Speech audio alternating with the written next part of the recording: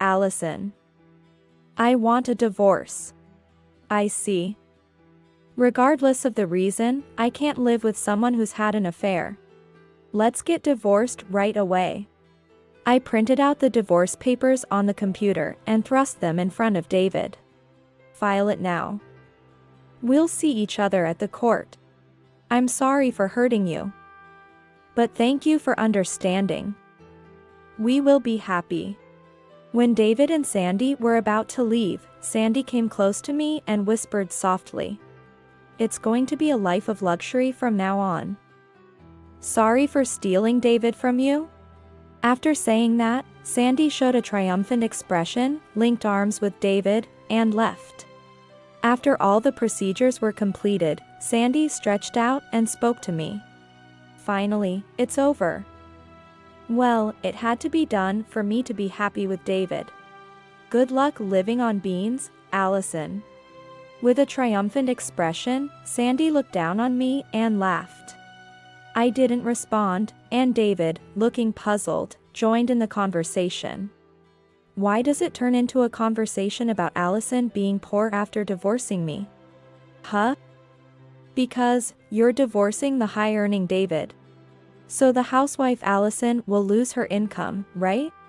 Hearing Sandy's words, David burst into laughter. What are you talking about? Poor life is on our side. My name is Allison. I'm a working housewife. My job is very busy, and I spend a lot of time away from home. David supports me by taking care of all the household chores in my place. Essentially, he's a full-time house husband. We've been married for only 3 months. Despite being newlyweds and my frequent absences, David never complains and always comforts me when I'm tired from work. I truly appreciate him. We had a harmonious marriage. But we never thought the arrival of someone would drastically change our situation. One day, when I came home, David spoke to me. "Can I invite an old friend over to our house?" "That's fine, but it's unusual for you to invite someone over. I met them after a long time recently. We had a great time and agreed to meet again. I wanted to introduce them to you." David explained the situation with a smile. Seeing his face made me smile too. "I see, thank you. I can take the next weekend off, so please ask them if they're available." "Got it. Thanks, Allison." Looking happy, David immediately started sending a message on his smartphone. I hardly ever see David angry or in a bad mood. I love David for his kind, honest nature, and his carefree smile. David's old friend, named Sandy, was available the next weekend to come over. David was very fond of this person. He must be a wonderful man. I was also looking forward to meeting Sandy next weekend. Today, Sandy is coming to visit our house. David has been cooking various dishes since morning to entertain his childhood friend. David's cooking skills are exceptional, especially his cooking. The delicious-looking dishes were lined up on the table. Sandy would surely be pleased. Sandy seems to be nearby. I'll go pick up. Saying that, David left to pick up Sandy. Our house is in a high-rise condo, with a concierge always stationed at the entrance. First-time visitors often get confused, so we make it a point to go pick up our guests. I was excited to meet him, wondering what kind of person he would be. Then, I heard the entrance door open. "Come in, please. Thank you for having me." Hearing the conversation, I was puzzled. The voice was higher than I expected for a man. When Sandy entered the living room, I was surprised. Wow, what a room! It's so luxurious. Before me was a woman looking around the room curiously. David. This person. Let me introduce you. This is my childhood friend, Sandy. Sandy, this is my wife, Allison. Nice to meet you, I'm Sandy. Nice to meet you too. I hurriedly returned the greeting. I had assumed from David's childhood friend and the gender-neutral name, Sandy, that a man would be coming. David could have mentioned it was a woman. Despite feeling a bit uncomfortable, David and I decided to entertain Sandy. When we went to the dining table for the meal, Sandy naturally sat next to David. Normally, I would sit next to David, right? Though I thought so, David didn't seem to mind. It wasn't a formal occasion, so I didn't say anything. But Sandy purposely moved her chair closer to David. This is an amazing house, isn't it? The furniture is luxurious, and everything is so nice. Right? We can live like this thanks to Allison. Is that so? Supporting each other as a couple? Sandy looked up at David, gazing into his face. She never once looked at me, and I was just staring as the two of them talked. Watching Sandy touch David occasionally while chatting happily, I felt uncomfortable. David seemed not to mind at all. But it was easy to imagine that Sandy did not think of David as just an old friend. Staying silent so as not to spoil the mood, David suddenly turned to me and said, "See? Fun person, right?" It wasn't a taunt, he genuinely thought so. So, I responded with a forced smile. "Yeah." David probably didn't realize how I felt. He must think I'm genuinely enjoying myself. Then, Sandy, who had not spoken to me at all until now, turned to me and said, "I'm really having fun too. Can I come visit again?" Sandy's expression as she said this had her mouth corners raised, but her eyes weren't smiling. Sighing vaguely in response, David cheerfully said, "I'm happy to see you two getting along." From then on, Sandy started visiting our house several times a week. Initially, she would come on weekends when I was home. But gradually the frequency of her visits increased. And now it seems she comes even when I'm at work. Today too, upon returning home, I saw Sandy's shoes in the entrance. I sighed and entered the living room. There, sitting side by side on the sofa and laughing joyfully, were David and Sandy. Sandy was linking arms with David. Even after noticing my return, there was no attempt to separate from each other. Already tired, this scene just drained me further. "Welcome back, Allison." Noticing my return, David greeted me with a smile. Sandy, without saying anything to me, just said, "Then, I'll be going home," and left the house. Sandy was here again? Isn't she coming over too much lately? I spoke with a sigh. While preparing the meal, David continued, "Yeah. But Sandy recently got divorced and moved back to her parents' house. I guess she's feeling lonely since everyone around her is either working or has their own family. I feel sorry for her, but honestly, I'm not comfortable with you two meeting when I'm not around. The closeness feels odd. I wish you'd restrain a bit. David probably doesn't have any ill intentions. He genuinely wants to help an old friend in need. However, I couldn't feel good about Sandy, who touches my husband casually in front of his wife, and intrudes into a married couple's home during the day." Hearing my request, David apologized and said he would reduce the meetings with Sandy. I had no choice but to trust David's words. However, Sandy still continued to visit our house. Even so, when she targeted the time when I was at work, I never encountered her directly. Then, why did I realize Sandy's visits? Because Sandy deliberately leaves a trace by folding the toilet paper into 3. Knowing that neither David nor I fold the paper like that, she intentionally leaves her mark. Clearly, it was a provocation. Although the frequency has decreased, she still comes every week, prompting me to express my concerns to David again. I did talk to her. She says, "Okay," at the time. But then she starts crying at the entrance, saying things like, "It's tough, it's sad." I find it hard to send her away. Unable to blame David further, I just asked him to keep asking her to refrain from visiting. David always apologized, but the situation did not improve. About a month after Sandy's first visit, she continued to come to our house. And I was mentally exhausted. I wanted to find a way to stop Sandy's visits. With that thought, I headed to a place I wouldn't normally go alone. It was David's parents' house. Maybe there would be a clue to solve this, considering the childhood friends, including their families, might have interacted. I rang the doorbell of my in-laws' house, albeit reluctantly. I usually avoid this place for a reason. "Oh, Allison, you're alone?" "It's been a while, Mother." Seeing me alone, my mother-in-law made a blatantly displeased face.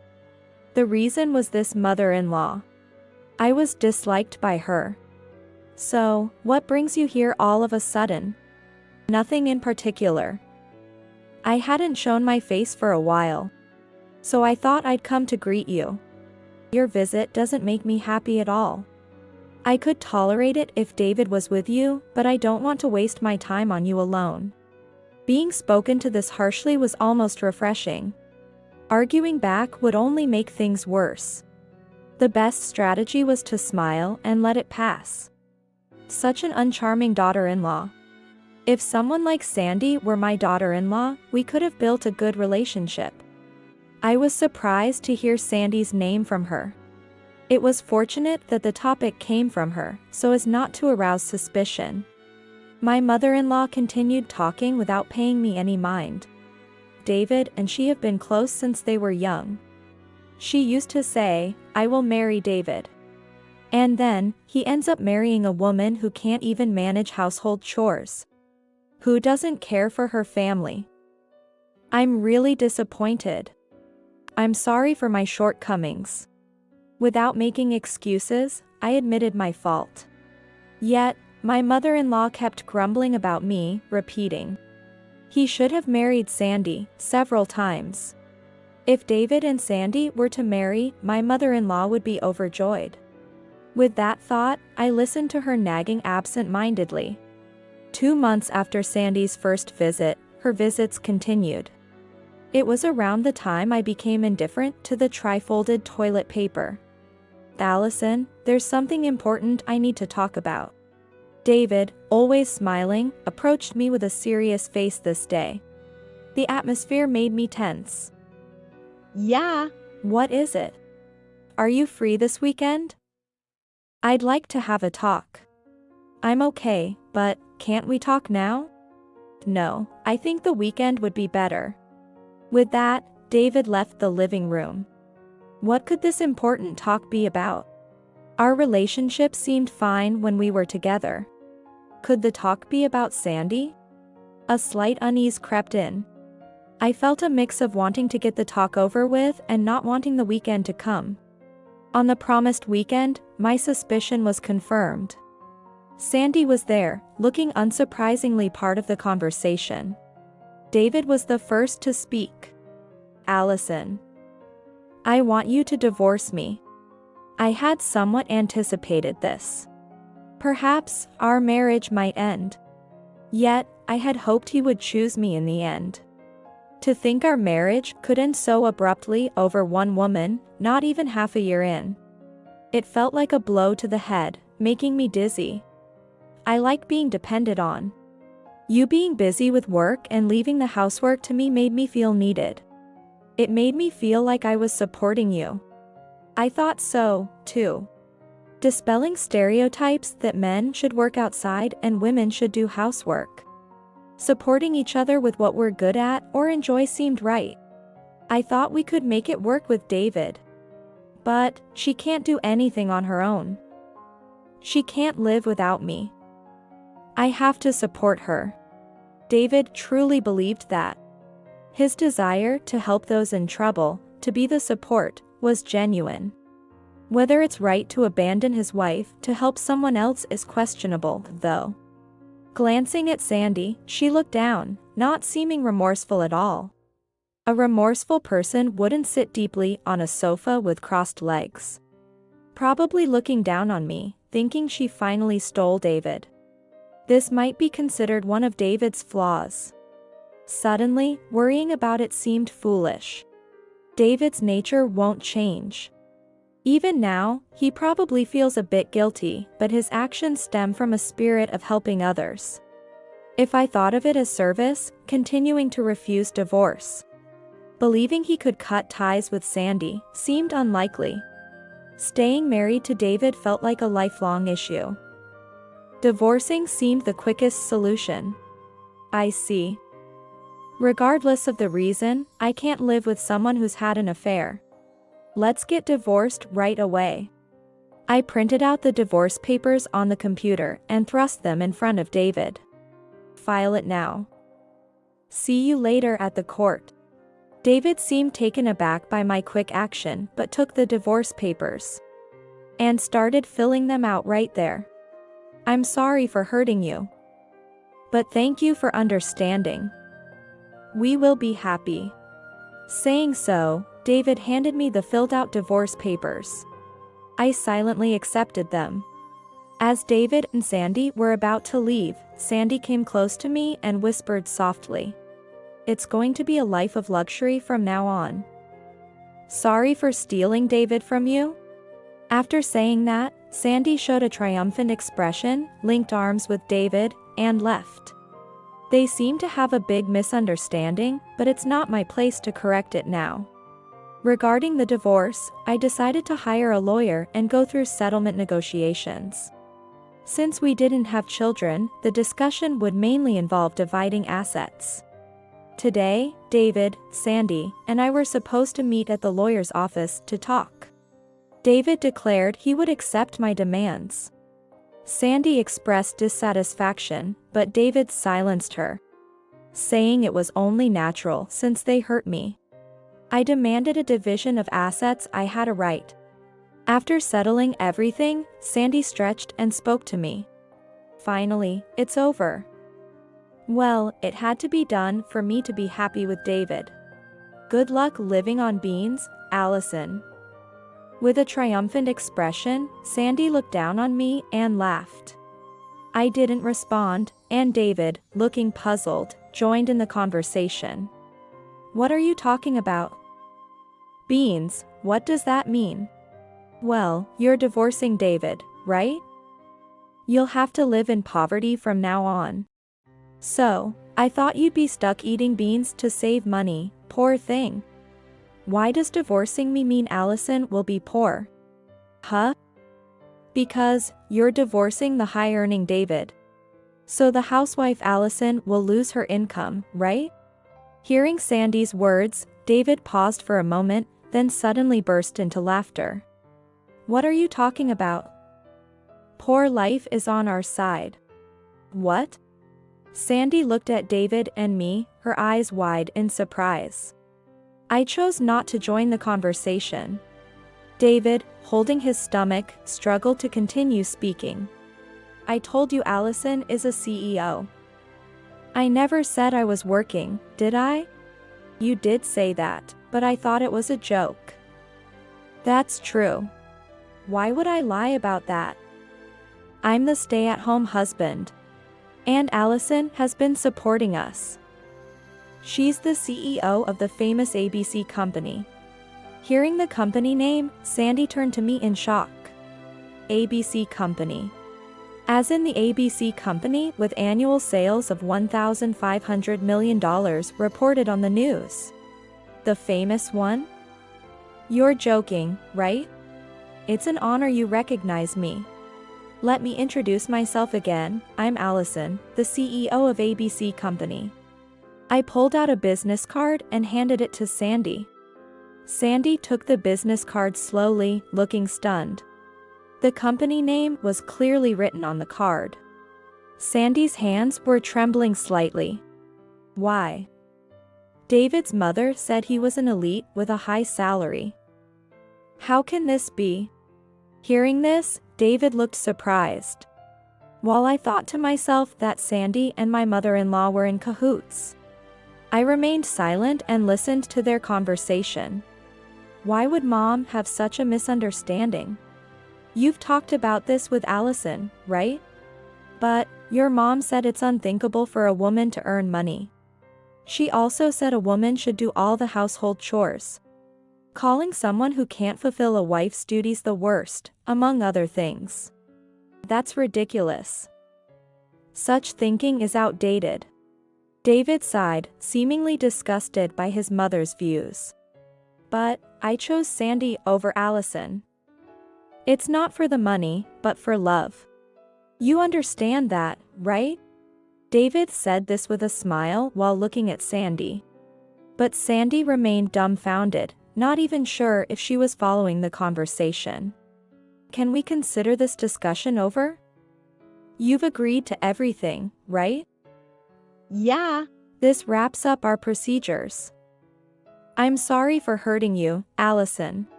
I'll make sure not to involve myself anymore. Please do. And make sure the person over there in a daze. And your mother, stay out of my life too. Got it. We'll be leaving then. David supported a completely deflated Sandy as they left the lawyer's office. The shock of finding out her prize was actually a stay-at-home husband was immense. Whether they can build a good relationship going forward is highly questionable. But that's no longer my concern. Finally free from this mess, I felt a lightness in my heart. Back to being single, I was busy with work but enjoying a carefree life when one day, my secretary reported that a woman was causing a scene at the entrance, demanding to see me. It didn't seem like she was related to work, insisting on seeing the CEO without wanting to discuss anything else, leaving my staff at their wits' end. Despite a bad feeling, I instructed my secretary to bring the person to the reception room and asked to be present during the meeting. As expected, Sandy was there, huffing with desperation in her demeanor. I regretted giving her my business card that day. What brings you to my company all of a sudden? Do you realize causing a scene at the entrance is a nuisance? I don't have your contact. And trying to go to your house got me stopped by the concierge. I had no choice but to come here since I couldn't talk to you. We finished our discussion during the settlement negotiation, didn't we? I never wanted to see you again. I didn't come here because I wanted to. Sandy slammed the table, causing my secretary to grimace, but I signaled to keep calm. That's right. I came here to complain to you. Complain? Yes. You said we settled our assets, but what's with that amount? For a big company CEO, you're being stingy. Sandy was speaking rapidly, clearly desperate. I'm not being stingy. It's a fair amount. Lies. It's true. It didn't seem like she would back down easily. Despite feeling it was bothersome, I decided to explain the situation. First off, our marriage only lasted 6 months. We split my income during that period fairly. Still, why can't we live in that high-rise condo? The house and furniture. It's all marital property, isn't it? It's unfair that you're hogging it all. I was getting tired of dealing with Sandy's persistence. I explained in a subdued tone.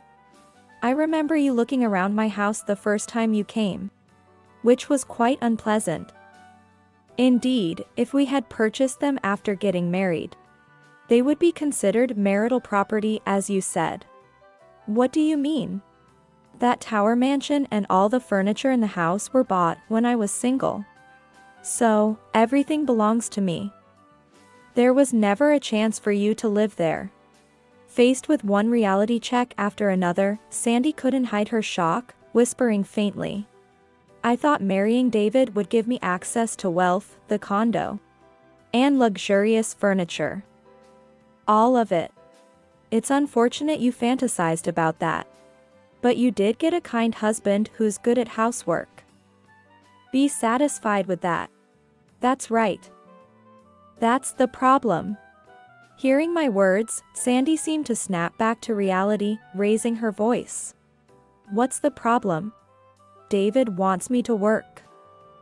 He says, I'm suited to be a stay-at-home husband, so Sandy, you need to earn money. I married David thinking I could live comfortably without working. It seems natural for one to work if the other is dedicated to housework. Sandy's issue, however, is more about her expectations clashing with reality. A situation where David's complaints seem justifiable. His role as a stay-at-home husband was sustainable only because I wanted to work outside. For someone like me who loves working, having a partner like David who takes care of the household is indeed a good match.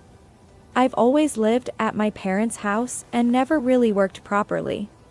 Now I'm juggling part-time jobs. But I can't secure a stable income because I'm not a full-time employee. David doesn't get mad, though. He says, with my cooking skills, I can easily whip up gourmet meals even on a tight budget. Let's save money together as a couple. It's annoyingly positive. Indeed. That can be a bit troublesome. David's ability to take everything positively could be seen as a strength. But his occasional lack of tact could be irritating. He keeps saying, even a life of beans is fine as long as we're together. I have enough cooking skills to make beans dishes exciting every day.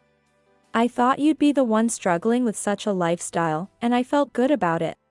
If I knew it would be like this, I wouldn't have married David. I don't need a man like that, take him back.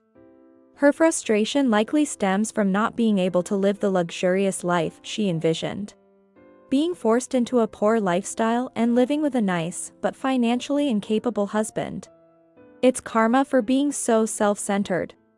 Yet, she blames me and takes out her frustration on me as if it's my fault. However, I couldn't care less. I couldn't care less about how you feel, and I don't need a cheating man either. Is that all you came here for? Then, please leave. As I said this, my secretary didn't wait for Sandy's reply and quickly called security to escort her out. I could hear her protesting in the hallway, but her voice gradually faded away. Feeling reassured by my secretary's decisive action to instruct security to turn away such intruders, I sighed deeply. I've had enough of these troubles. Since then, there hadn't been any more attacks from Sandy. And I was enjoying peaceful days at work. One day, as I was leaving the office without having to work late, someone suddenly grabbed my arm. Shocked and unable to speak, I fearfully looked to see my mother-in-law glaring at me with fury. There you are. I've been waiting for hours, and you never showed up. How dare you didn't let your mother-in-law into your home and instead turn her away? What kind of nerve do you have? Here comes another troublesome figure, my mother-in-law. I had forgotten there was one more annoying person to deal with. The sheer persistence of waiting for me to leave work sent shivers down my spine. I responded firmly, hiding my unease. David and I are divorced, so we're strangers now. I have no reason to let unrelated people into my home. I've made it clear to the building landlord that only those I approve can enter. You're so insolent. Respect your elders. She shrieked in a pitch I had never heard before, which was incredibly unpleasant. I would, if there was anything about you worth respecting. But there isn't. Now, why are you ambushing me? What do you want? Ambush sounds so negative. I came all this way because I have something important to say to you. I didn't ask for it. I wanted to run away from this situation immediately. But I knew avoiding her might lead to more ambushes. I didn't want to encounter this person again. So I decided to hear her out, planning to end this once and for all. Why didn't you honestly tell me David wasn't working? It's your fault I'm in this mess now because you deceived me. I've told you multiple times. I was the one working outside, and David was taking care of the home. You're the one who always called me a liar or ignored me. Blaming me for her own misunderstandings was inconvenient. Then you should have made sure I understood.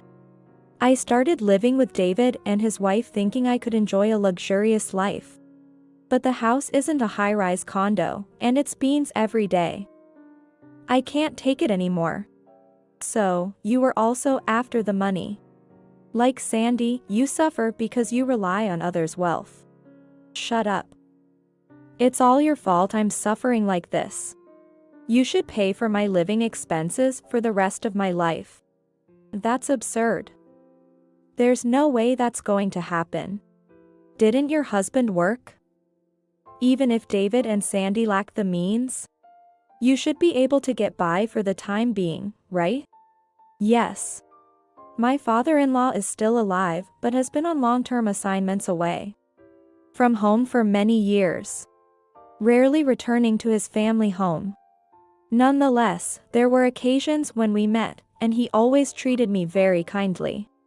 Dealing with my mother-in-law's nagging was a hassle, but thanks to my father-in-law, I could bear visiting my in-laws. Well, that's... She responded hesitantly. The last time your father came home, he found out about David's remarriage to Sandy, and he divorced me. He even kicked me out of the house, so I decided to live with David and his family. It's natural to be questioned when a son's wife has suddenly changed. Given my mother-in-law's nature, she probably spoke ill of me, making my father-in-law uncomfortable. But even after separating from my husband, I thought living with David, who I assumed was wealthy, would allow for a luxurious life. I was too assertive to him, and now I can't even turn to my husband for help. I'm truly appalled. Your husband was a compassionate man who treated me kindly. If you had reciprocated his feelings, he surely would have helped you. However, what you're facing now is the result of your disregard for others. I won't help you at all. Initially, my mother-in-law seemed somewhat contrite. But as I firmly refused to offer any assistance, her expression filled with anger again. How terrible. Inhuman. After all I've done to appeal to you. No matter what you say, it's fine. If you continue to cause a scene, I'll call the police. You're causing trouble in front of my company. Hearing the word police, my mother-in-law's face turned pale. She bit her lip in frustration but left without saying anything more. Her departing figure was slumped, carrying an air of despair. From what I heard from a lawyer, David, Sandy, and my mother-in-law are still living together. David intended to remain a stay-at-home husband. But realizing that Sandy and my mother-in-law couldn't earn enough for the three of them, he decided to look for a job. However, without a valid reason for not working for several months, David could only find employment at a low-paying company. Ultimately, David's salary alone wasn't enough, and Sandy and my mother-in-law had to take up part-time jobs to barely make ends meet. When David was in charge of the household, the house was spotless, and he prepared homemade meals every day. Now, with everyone working, the house is a mess, meals are mostly pre-made, and arguments have increased. Meanwhile, I was living a comfortable life. I could hire a cleaning service to keep my house tidy, and there were plenty of delicious options for dining out or delivery. I actually enjoy cooking when I have the time. Occasionally cooking for a change of pace isn't bad at all. I was enjoying my carefree solo living. As for work, a company that I started dealing with turned out to be my father-in-law's employer, allowing me to meet him again. Allison, I'm truly sorry. My foolish ex-wife and son have hurt you. No amount of apologies can suffice. He apologized to me, but there was nothing wrong on his part in this situation. Please don't apologize. Though we're no longer family, I hope we can still have a good relationship moving forward. With a slight smile, my father-in-law thanked me. I've had enough of relationships for a while. For now, I'm focused on dedicating myself to work.